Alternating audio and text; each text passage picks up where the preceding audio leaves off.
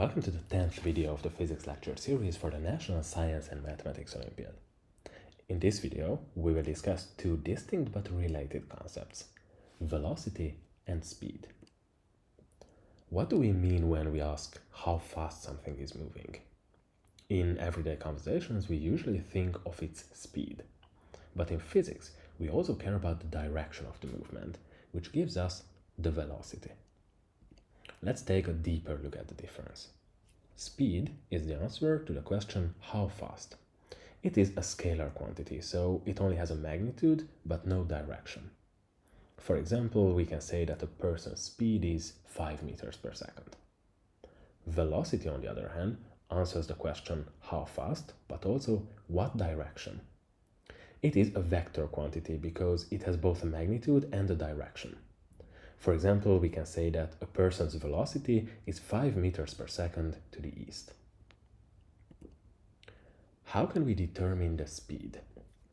If we want to know the average speed of the object, we have to divide the total distance the object covered by the total time of the movement.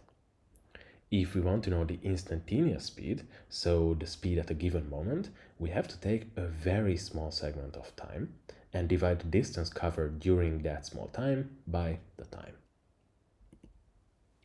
The average velocity is a vector quantity. We can get it as the displacement of the journey over the total time.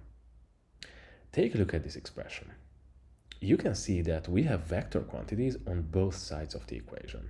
So we have the average velocity vector here, and we have the displacement vector here.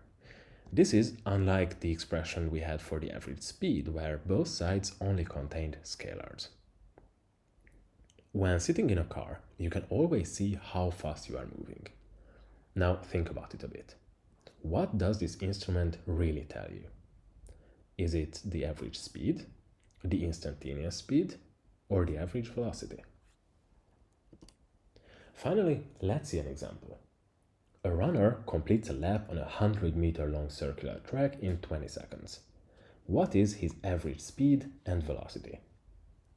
To calculate the average speed, we have to divide the distance run, so 100 meters, by the total time, which is 20 seconds. So the average speed will be 5 meters per second. To get the average velocity, though, we have to use the displacement instead of the distance. As the runner ran a whole lap, he returned to the starting point, which means that the displacement is 0 meters. So we have to divide 0 meters by 20 seconds, so the result will be 0 meters per second. Thank you for your attention and see you in the next video.